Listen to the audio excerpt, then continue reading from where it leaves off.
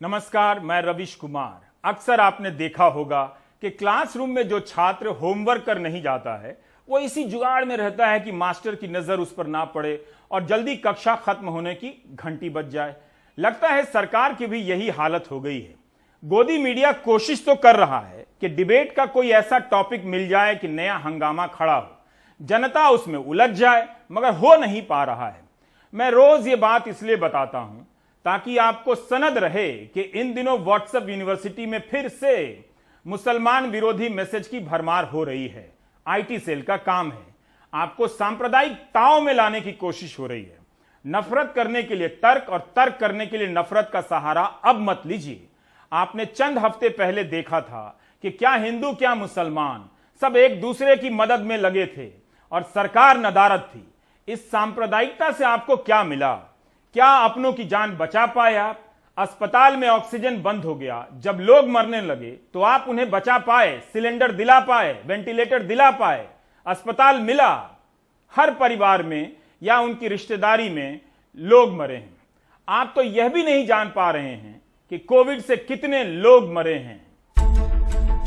दोस्तों जागो, सुख में केवल झूठ है। झूठ के इतने पहरेदार और चौकीदार हैं कि हर झूठ सर पर नाच रहा है।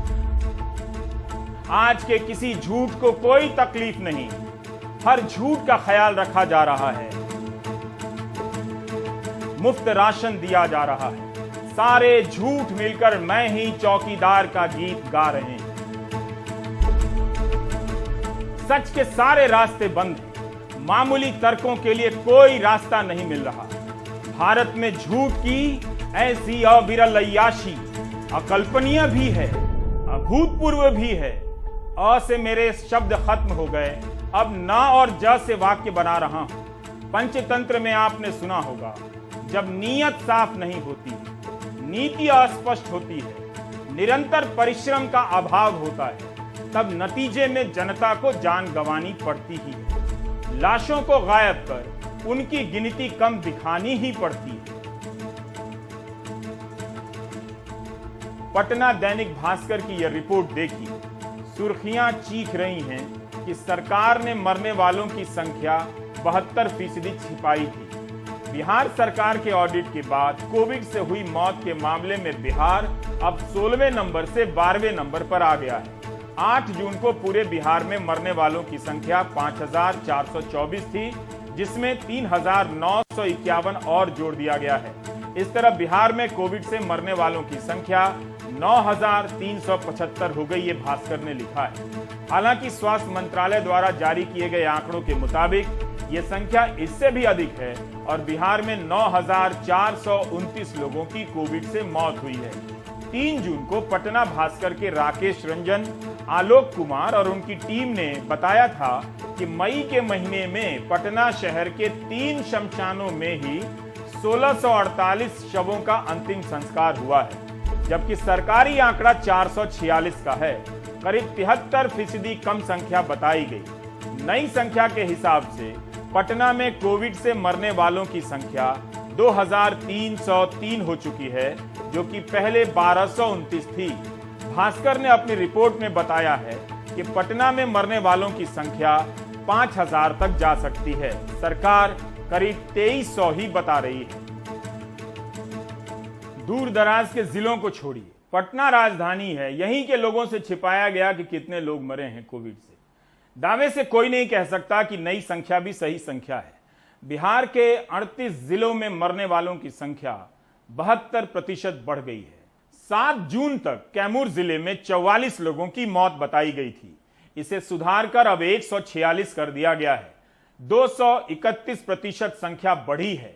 इस तरह से हिसाब लगाकर देखिए कि मार्च, अप्रैल और मई के महीने में कितनी संख्या छिपाई गई।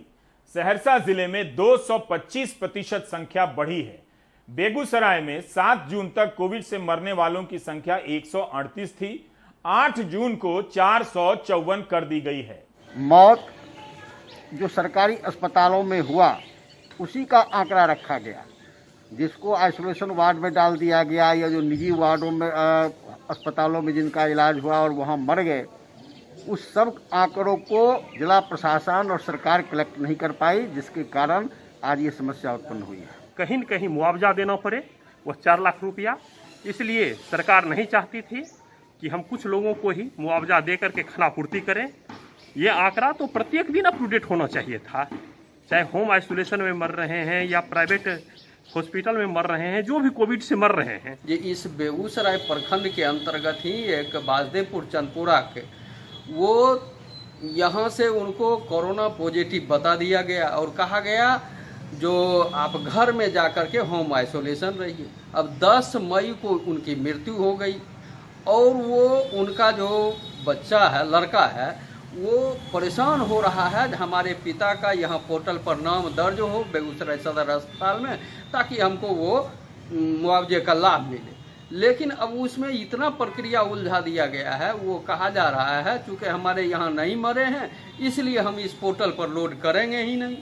तो इस तरह से ये परेशान किया जा रहा है। ये भी जो आंकड़ा है इसमें भी कुछ कमी है, जैसे कि जो निजी अस्पताल हैं उसमें जो मौत हुई है उसका डाटा अभी तक कंपाइल नहीं किया गया है। उसके बाद जिनको कोविड हो गया था और लंबा इलाज चला, बीच में वो निगेटिव उनका आ गया लेकिन बीमार वो थे, आईसीयू में थे, तो उनको इस तरह से दिखाया गया कि वो कोविड से उनकी मृत्यु नहीं हुई है, जबकि उनका मुख्य कारण जो था वो कोविड से बीमार पड़े थे और वो उसके बाद अस्पताल में भर्ती थे और उसके कारण उनका मौत हुआ। इसी हिसाब से आप सोचिए कि देश के स्तर पर क्या हुआ होगा। बिहार सरकार को ऑडिट इसलिए करना पड़ा क्योंकि अदालत लगातार हलफनामा मांग रही है। उन हलफनामों में सरकार का झूठ बिना मेहनत के पकड़ में आ जा रहा था। बक्सर जिले में मरने वालों की संख्या में हास्यास्पद तरीके से अंतर पकड़ा गया। कोर्ट में राज्य के मुख्य सचिव अपनी रिपोर्ट में बताते हैं कि बक्सर में 1 मार्च से 15 मई के बीच केवल 6 मौतें हुई हैं।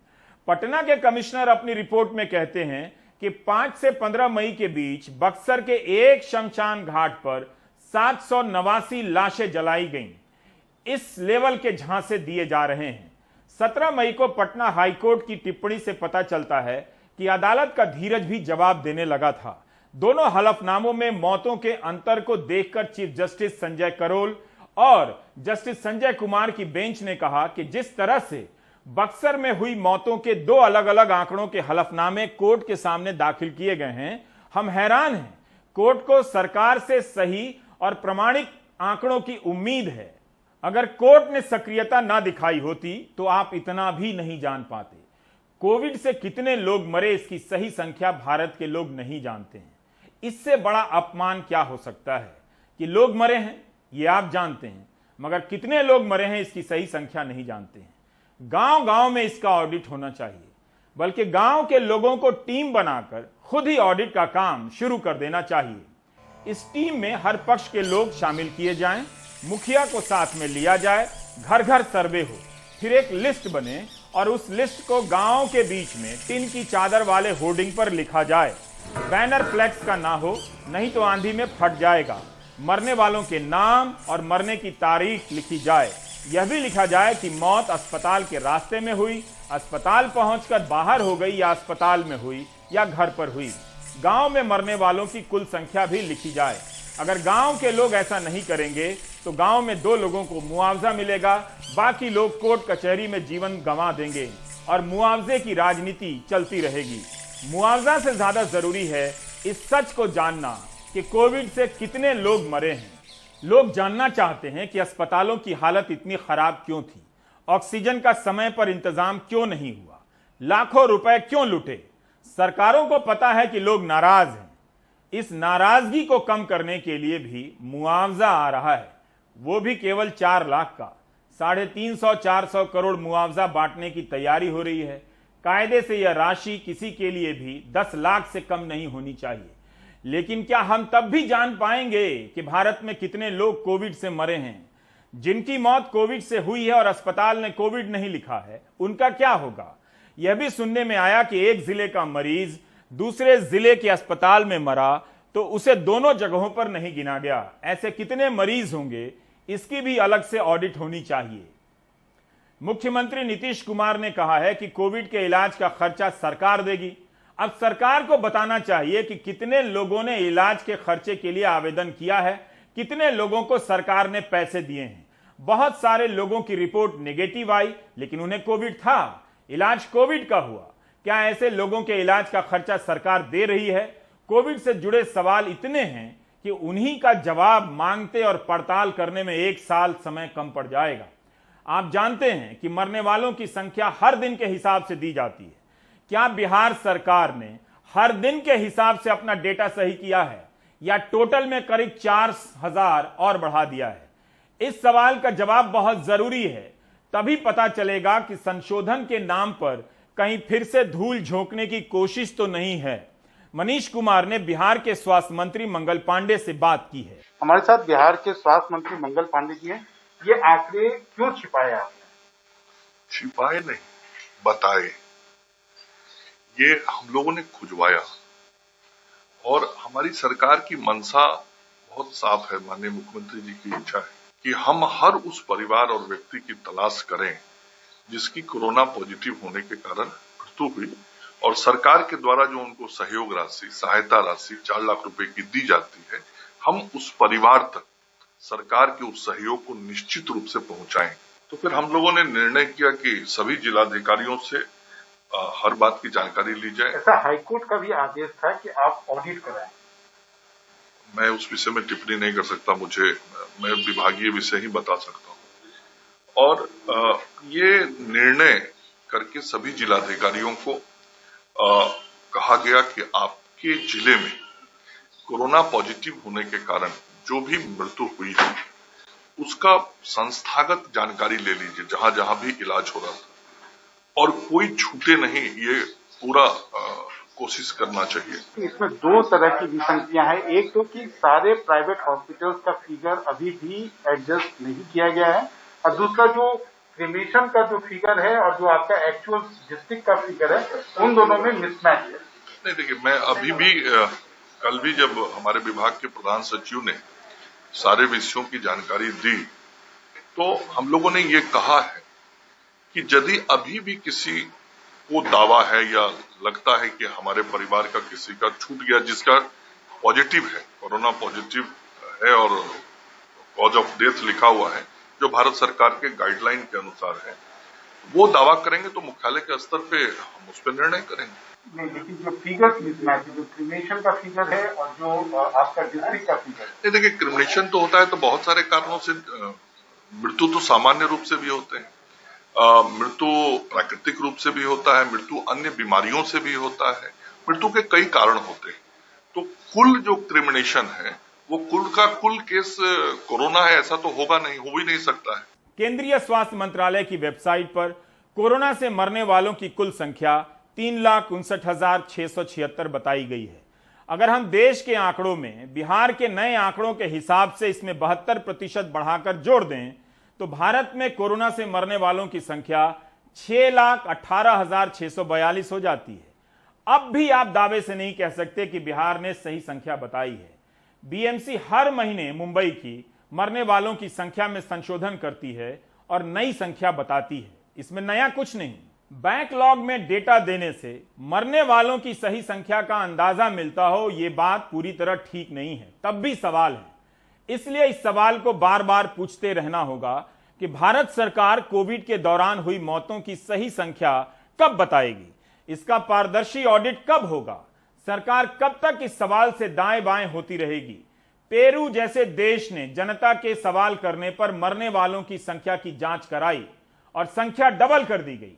भारत में कांग्रेस शासित राज्यों ने भी ऐलान तो किया है, लेकिन देखना होगा कि वे कितनी ईमानदारी से आंकड़ा सामने रखते हैं और कब तक रखते हैं, कितनी पारदर्शिता से रखते हैं। 11 जून की अपनी रिपोर्ट में दैनिक भास्कर के चेतन पुरोहित ने अहमदाबाद सिविल अस्पताल का रिकॉर्ड खंगालकर पोल खोल दी है। चेतन ने 10 अप्रैल से 9 मई के बीच मरने वालों का डेटा लिया है, उनका अध्ययन किया है और देखा है कि अहमदाबाद के सिविल कोविड अस्पताल में 3,416 मौतें हुई हैं, जबकि इस दौरान सरकारी संख्या केवल 698 बताई गई है और पूरे गुजरात में 3,578। सोचिए किस लेवल पर मरने वालों का डेटा छिपाया गया है। एक अस्पताल में 30 दिनों में 3,416 लोगों की मौत हुई है और पूरे राज्य का जो डेटा है वो इसके बराबर है। क्या यह डरावना नहीं है? हमारी आंखों के सामने नदियों में लाशें बहती मिली हैं। सरकार के झूठ को उजागर करने के लिए लाशों को ही बाहर आना पड़ा लेकिन परंपरा के नाम पर बातों में उलझाकर सरकार बच निकली। संख्या पर पर्दा डाल दिया गया है। उन 2.5 महीनों के सच से पर्दा उठाने के लिए रिपोर्टरों को बहती लाशों को गिनना पड़ा, तो शमशान में जाकर जलते शवों को गिनना पड़ा, लेकिन सरकार टस से मस नहीं हुई है। आप खुद से पूछें, क्या आप मरने वालों की संख्या को लेकर सरकारी आंकड़ों पर यकीन करते हैं? उस आंकड़े पर यकीन करते हैं जिसे सरकार हर दिन गंभीरता से जारी करती है। बिहार ने मरने वालों की संख्या बढ़ाकर 9,000 से अधिक कर दी है। इसके बाद भी खामोशी है, कोई श्रेय भी नहीं ले रहा है। कम से कम सरकार शमशान में अंतिम संस्कार करने वालों की ही एक बैठक बुला ले विज्ञान भवन में, उन्हीं की आंख में आंख डालकर कह दे कि उनका आंकड़ा झूठा है, सरकार का सही है। शमशान का आंकड़ा झूठा है, या वो झूठ है जो समाज को अपराध बोध से भर देगा कि वह बोल नहीं सका कि मरने वालों की संख्या सही क्यों नहीं बताई गई। एक नागरिक की हैसियत क्या रह गई इस देश में? 9 जून को उत्तराखंड हाईकोर्ट ने आदेश दिया है कि मरने वालों की संख्या का ऑडिट हो और 21 जून तक रिपोर्ट दी जाए। वहां के social development for communities foundation ने एक रिपोर्ट जारी की है, जिसके मुताबिक अस्पताल 24 घंटे के अंदर सभी मौतों की जानकारी सरकार को देने के लिए बाध्य थे, मगर कई दिनों के बाद दे रहे थे। पिछले साल 17 अक्टूबर को अस्पतालों ने 89 बैकलॉग डेथ दिखाई, यानी पिछली तारीख में हुई मौतों की जानकारी दी। इस साल कोविड की दूसरी लहर के बाद 9 मई को 29 बैकलॉग डेथ दिखाई गई, 14 मई को 65, 17 मई को 87 बैकलॉग डेथ दिखाई गई। 17 मई से हर रोज अस्पताल बैकलॉग डेथ दिखा रहे हैं। 8 जून को 53 बैकलॉग डेथ की जानकारी दी गई है। क्या हमें इन्हें छिपाई हुई मौत नहीं कह देना चाहिए? कहते हैं कि मृत्यु ही अंतिम सत्य है, और उस सत्य को अस्पताल और सरकार कैसे सुविधा के साथ छुपा रहे हैं। उत्तराखंड में कुल मिलाकर अस्पतालों ने 8 जून तक 868 बैकलॉग डेथ दिखाई है। अस्पताल ऐसा आखिर क्यों कर रहे हैं? क्या उन पर सरकार का दबाव है? ये मौतें अब तक क्यों छुपाई गईं?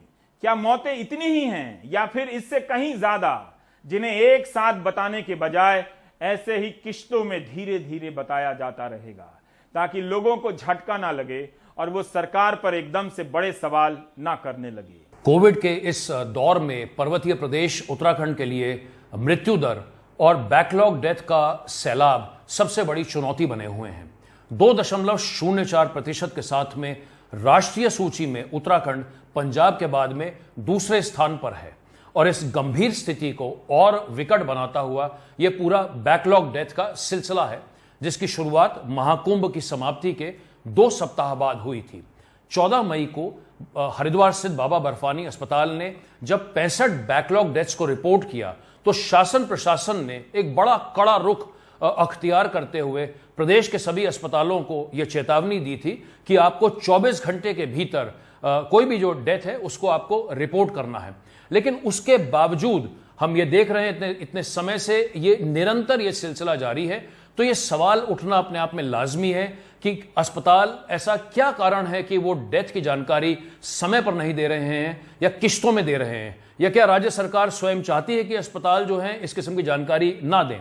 इसके अलावा प्रदेश में जो भी मृत्यु के आंकड़े हैं, मृत्यु दर के आंकड़े हैं, उन्हें हम किसी भी तरीके से फाइनल आंकड़े इसलिए नहीं मान सकते क्योंकि प्रदेश के विशेष तौर पर पर्वतीय जिलों में जो मृत्यु हुई हैं, चूंकि वहां पर टेस्टिंग का एक बहुत बड़ा अभाव है, वहां पर बहुत सारे जो पेशेंट्स थे वो होम आइसोलेशन में थे, इसके अलावा वहां पर स्वास्थ्य सुविधाओं का अभाव है, तो किसी भी तरीके से इन आंकड़ों को फाइनल नहीं माना जा सकता। अब यही उम्मीद एक बची है कि कल यानी 9 जून को माननीय उच्च न्यायालय ने उत्तराखंड सरकार को ये कहा है कि आप जो कोविड डेथ है उनके ऊपर एक डेथ ऑडिट रिपोर्ट 21 जून तक उसको साझा कीजिए। प्रधानमंत्री ने मरने वालों की संख्या को लेकर एक शब्द नहीं कहा है। भारत का इतिहास दर्ज कर रहा है। अगर अकल्पनीय और अभूतपूर्व कुछ है तो अपने नागरिकों की मौत की संख्या देशवासियों से छिपा लेना। 15 मई को प्रधानमंत्री की तरफ से एक बयान जारी हुआ था, संख्या अधिक है तो अधिक बताई जाए, तो फिर बताई क्यों नहीं जा रही है? किस चीज की संख्या बताई जाए, प्रधानमंत्री के उस बयान में स्पष्ट नहीं था। कर्नाटक भी मरने वालों की संख्या में 4000 जोड़ने जा रहा है। इसे भी बैकलॉग बताया जा रहा है। इस पर रुककर सोचने की जरूरत है। कहीं संख्या को लेकर उठते सवालों पर कोई नया पर्दा तो नहीं डाला जा रहा है कि बैकलॉग से डेटा सुधार कर दिया जाए और बता दिया जाए कि हमने कुछ सुधार तो किया। सवाल वही है कि क्या हम अब भी सही संख्या जानते हैं, जान पाएंगे बिहार में या कर्नाटक में या महाराष्ट्र में।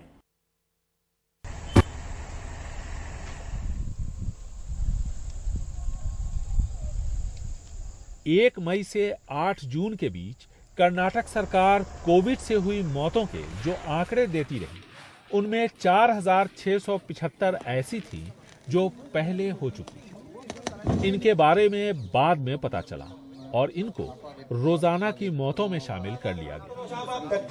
The delay might be there because of the communication or the information. Communication gap की वजह से ऐसा हुआ, हम क्यों छुपाएंगे। मौत की वजह हर जगह लिखी होती है। यहाँ मृत्यु दर ज्यादा थी, वो भी हमने नहीं छुपाई। It is more than national average. But we are not trying to cover up anything. यानी कोविड को लेकर कम्युनिकेशन गैप इतना बड़ा था कि किसी भी दिन की सही तस्वीर नहीं मिली। 1 जून को 464 मौतों की रिपोर्ट हुई। अब सरकार मान रही है कि इनमें से 246 1 जून से पहले की थी। उस दिन 218 मौतें ही हुई थी। इसी तरह 2 जून को 463 मौतें दर्ज हुई, जिनमें से 222 मौतें पहले की थी। 3 जून को 514 मौतों की बात आई, जिनमें से 239 लोगों की मौत पहले हुई थी। यानी इससे पहले या बाद भी जो आंकड़े आते रहे होंगे, उनसे ये पता करना मुश्किल है कि वाकई किसी खास दिन कितने लोगों की मौत हुई थी। सरकार का दावा है कि वो कुछ छुपा नहीं रही, लेकिन हकीकत यह है कि सरकार कुछ बता भी नहीं रही। महामारी शुरू हुए 1.25 साल से ज्यादा का वक्त बीत चुका है, लेकिन अब तक स्वास्थ्य सेवाओं में जिस तरह के जरूरी बदलाव होने चाहिए, न तो वो दिख रहे हैं और न ही सरकार के काम करने के तौर तरीकों में कोई फर्क। ऐसे में असमंजस आंकड़ों को लेकर भी है और इस महामारी का सामना कैसे करें, इसे लेकर भी। बेंगलुरु से कैमरामैन कुमार के साथ निहाल खिदवई, एनडीटीवी इंडिया। 7 जून को केंद्र सरकार ने बताया कि भारत में ब्लैक फंगस के मरीजों की संख्या 28,252 है। कोई बहुत बड़ी संख्या नहीं है, लेकिन इसके बाद भी ब्लैक फंगस के मरीजों को दवा नहीं मिल रही है। हमारे सहयोगी मनीष कुमार ने बताया कि पटना के नालंदा मेडिकल कॉलेज में 4-5 मरीजों के लिए दवा 2 दिनों से नहीं है। पीएमसीएच में भी उपकरण नहीं है ऑपरेशन करने के। यही नहीं, एनएमसीएच में भी ब्लैक फंगस के ऑपरेशन करने के लिए जरूरी उपकरण नहीं है। इस मशीन को माइक्रोडेब्राइडर कहते हैं। इसी के जरिए फंगस को हटाया जाता है। नालंदा मेडिकल कॉलेज में 3 माइक्रोडेब्राइडर हैं, लेकिन तीनों खराब हैं। इसके बिना ब्लैक फंगस की सर्जरी नहीं हो सकती है और सर्जरी के बिना इलाज का कोई मतलब नहीं है। कई साल पहले इन उपकरणों की सप्लाई हुई थी, जो अब खराब हो चुके हैं। टेंडर निकला था, लेकिन कंपनी को उपकरण देने में अभी कई दिनों की देरी लग सकती है। तब तक यहां इलाज के नाम पर भगवान को याद कर रहे मरीजों का क्या होगा। यही नहीं, सर्जरी के लिए जरूरी उच्च गुणवत्ता वाला कैमरा भी नहीं है, लाइट तक नहीं है। कोविड के कारण अस्पताल के पास फंड तो आ गया है, मगर उपकरण नहीं आया है। ऑपरेशन में हम लोगों के पास जो इंफ्रास्ट्रक्चर है, उसमें हम लोगों ने करीब 42 से 43 लाख ऑर्डर कर दिया। हो सकता है 1 से 2 दिन में सामान आ जाएगी। कुछ थोड़े बहुत सामान की कमी है। क्या यह अकल्पनीय नहीं है? क्या यह अभूतपूर्व नहीं है? ब्लैक फंगस में मरीज की जान बचाने के लिए एक एक क्षण महत्वपूर्ण हो जाता है और पटना के 2 बड़े अस्पताल में ऑपरेशन करने के उपकरण नहीं है। मरीजों और उनके परिजन पर क्या बीत रही होगी, सोच लीजिए। यहां काम करने वाले डॉक्टरों की हताशा समझिए। वो क्या कर सकते हैं? लाखों रुपए के ये उपकरण अपनी जेब से नहीं खरीद सकते। हमारे 10 पेशेंट हैं जो पे करने के लिए तैयार थे, तो उनको हम लोग दे रहे हैं। अब कल आज वेडनेसडे, मंडे तक हम लोगों को रेगुलर मिलता रहा। सभी पेशेंट 10 को मिला। कल हमारे पास में सिर्फ 2 से 4 पेशेंट को मिला, बाकी को नहीं मिला। आज हमें बताया गया है कि आज मिलेगा और सभी पेशेंट के लिए मिलेगा। तो it is uncertain and irregular. ये एरेटिक सप्लाई का इम्पैक्ट क्या होता है पेशेंट्स के ऊपर? नहीं, वो सर्जरी सिर्फ करने से तो नहीं काम चलेगा जब तक कि उस वायरस फंगस को हम लोग ट्रीट करें, उसे ख़त्म नहीं करेंगे। नहीं तो एक भी थोड़ा सा बचा रहेगा तो फिर शुरू होगा।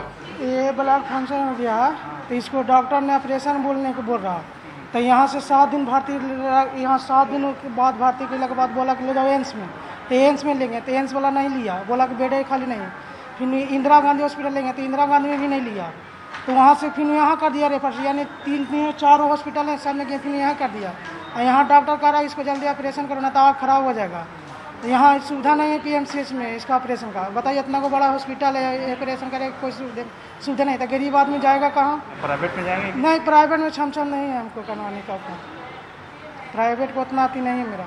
विश्व गुरु लेवल का देश दवा नहीं दे पा रहा है, सर्जरी के लिए उपकरण नहीं दे पा रहा है, सवाल पूछो तो जवाब में झूठ दिया जाता है। 24 मई को भारत सरकार ने कहा था लाखों वायल का आयात हो रहा है, देश में उत्पादन हो रहा है। इसके बाद भी इस दवा की इतनी कमी है कि मिल नहीं रही है और परिवार वाले परेशान हैं। यशस्विनी ने ट्वीट किया है कि तिरुपति में लिपोसोमल एम्फोटेरिसिन B इंजेक्शन की जरूरत है, अर्जेंट है, चेन्नई में कोई मदद कर सकता है क्या? शुभेंदु ने 17 साल के वी पेरेंट कृष्णा के लिए ट्वीट किया है। विशाखापट्टनम के अस्पताल में 28 दिनों के लिए ब्लैक फंगस के 140 इंजेक्शन चाहिए। देहरादून में प्रियंका को अपने चाचा के लिए 60 इंजेक्शन चाहिए। वो इतने बीमार हैं कि दूसरे अस्पताल में नहीं ले जा सकते, मुश्किल काम है, इसलिए देहरादून के आसपास ही इस दवा की उपलब्धता की तलाश कर रही हैं। ये सारे मैसेज आजकल के हैं। आप प्रियंका, शुभेंदु और यशस्विनी के संघर्ष को समझिए। क्या आपको लगता है कि इस वक्त इससे भी बड़ा कोई दूसरा मुद्दा हो सकता है? ब्लैक फंगस के मरीज को हम दवा नहीं दे पा रहे हैं, केवल राष्ट्र के नाम संदेश दिए जा रहे हैं। यह हमारा 23वां एपिसोड है 10 मई से। तब भी उन 2.5 महीनों की और उसके बाद के हम सारे पहलुओं तक नहीं पहुंच सके। सोचिए, एक न्यूज चैनल स्पीड न्यूज और डिबेट से आपके दर्शक होने के विवेक और उसकी क्षमता को कैसे खत्म करता है, फिनिश कर देता है। यह बात भी मुझी को बतानी पड़ती है। जब आप दर्शक के रूप में ही नहीं बचेंगे तो नागरिक के रूप में कैसे बच जाएंगे? जयपुर के एक नागरिक मनीष की व्यथा बताता हूं। वो कैमरे पर नहीं आ सके। जयपुर के मनीष की कहानी को कैसे दर्ज करें, यह भी एक चुनौती है। उनके एक भाई की कोविड से मौत हो चुकी है, दूसरे भाई को ब्लैक फंगस हो गया है। मनीष ने बताया कि 29 मई को अपने भाई को लेकर जयपुर के SM मेडिकल कॉलेज गए। वहां एडमिट करने से मना कर दिया गया। कहा गया कि अगले दिन सुबह आइए जब ब्लैक फंगस की OPD शुरू होगी। मनीष अपने भाई को लेकर अगले दिन फिर गए। वहां कोई डॉक्टर नहीं था, इंटर्न था। पूरा दिन टेस्ट करने में निकल गया और इलाज भी शुरू नहीं हुआ। फंगस तब तक आंखों में पहुंच चुका था। उसके बाद वहां से एक प्राइवेट अस्पताल लेकर गए, तब तक और देर हो गई। फंगस ब्रेन और जबड़े में पहुंच गया। एक आंख निकालनी पड़ी है। 20 लाख खर्च हो चुके हैं। भाई की उम्र 37 साल है। जब 12 इंजेक्शन की जरूरत होती है, मिलता है 6, वो भी हर दिन नहीं मिलता है। तो प्राइवेट में लाए तो यहाँ इन्होंने एडमिट तो कर लिया, लेकिन वही आप समझते हैं ना प्राइवेट का क्या होता है, कितना खर्चा, और बहुत लंबा चौड़ा खर्चा में तो बंदा मतलब कर ही नहीं पाए, है ना। फिर इंजेक्शन का था स्टार्टिंग में, तो 1-2 दिन तो मुझे बहुत प्रॉब्लम आई, मिले नहीं, एक मिला, कभी 2 मिले। CMHO से भी एक इंजेक्शन आता रहा या 2 आते रहे। तो चाहिए होती है इसमें 6 इंजेक्शन मिनिमम एक दिन के लगने होते हैं, और 60 से 80 इंजेक्शन इन्होंने बोला था डॉक्टर साहब ने। 2 दिन तो बड़ा ज्यादा प्रॉब्लम रही। फिर तीसरे दिन से जब इनके पास स्टॉक आ गया तो 1 दिन का गैप बीच में फिर आ गया, फिर 1 दिन का गैप बीच में फिर आ गया। कभी 3 मिलते, कभी 4 मिलते। मैम ऑलमोस्ट ये 20 लाख तक जाएगा मैम, जो कि मुझे पता है मैं कैसे कर्जा वर्जा लेके कुछ ना कुछ करूंगा। जितनी सेविंग थी वो तो मैंने लगा दी, आते ही 2 दिन में लग गए इतने पैसे। तो 15 से 20 लाख के बीच में खर्चा आएगा मैम। ये 3 तो सर्जरी जो थी, 2 हो चुकी हैं, एक अभी ब्रेन का बता रही है कि अभी होगी। आप उस परिवार की व्यथा को समझिए। दवा नहीं है इस देश में, 20 लाख रुपए खर्च करने पड़े हैं। कहां से कोई पैसा देगा? सरकार क्यों नहीं ऐसे मरीजों की मदद करती है? ना वो दवा दे पा रही है और ना पैसा दे पा रही है। आप ब्रेक ले लीजिए।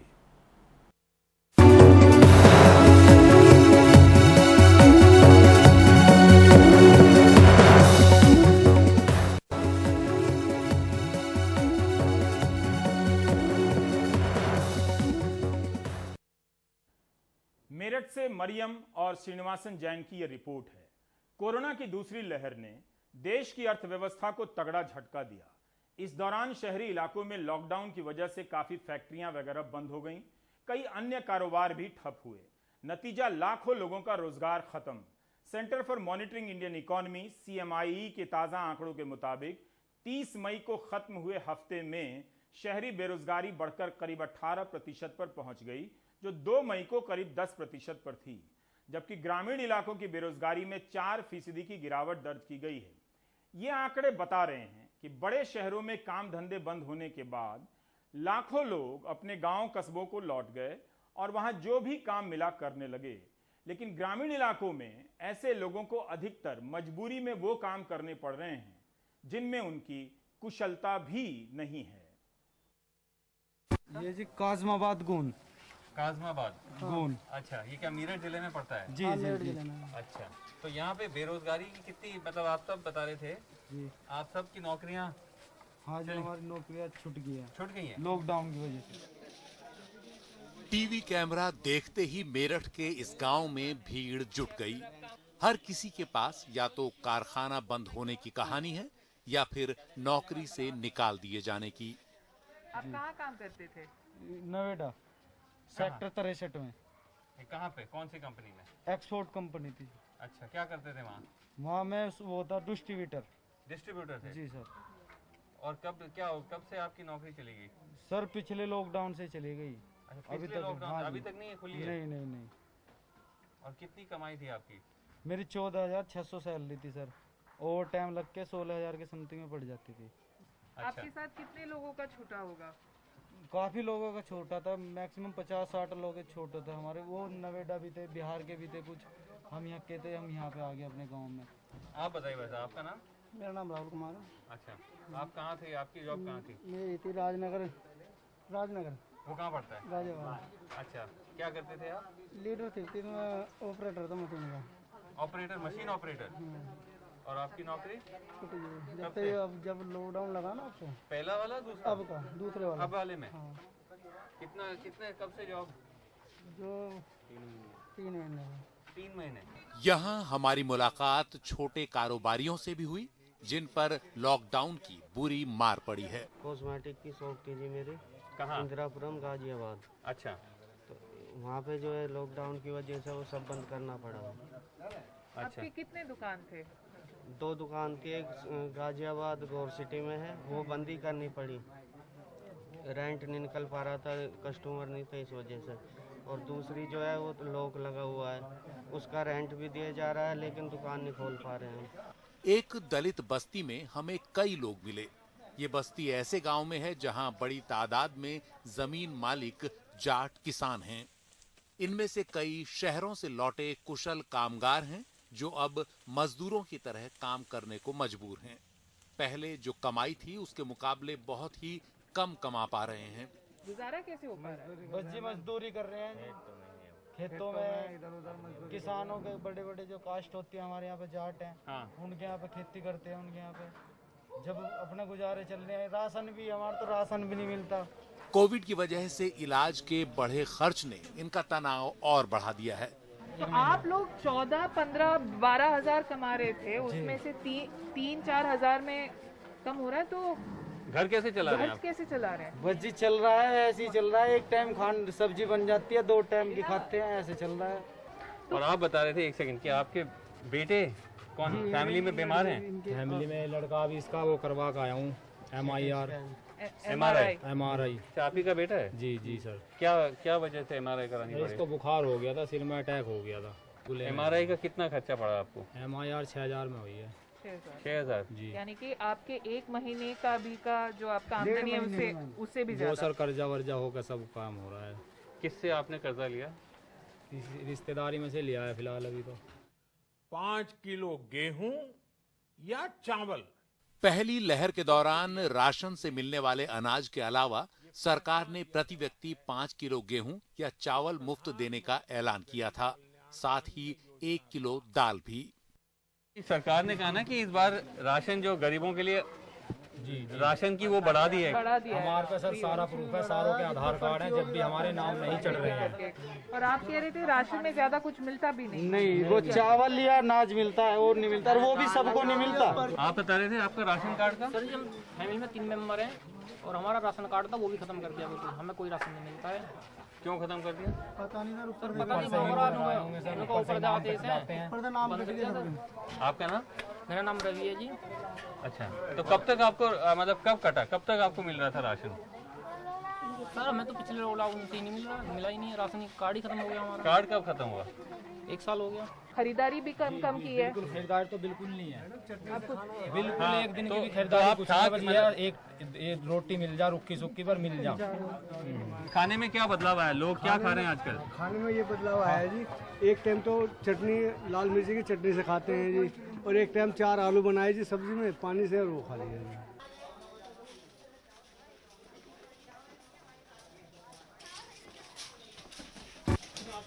तो कब तक ये चल जाएगा? जैसे अभी तो चली जाएगा,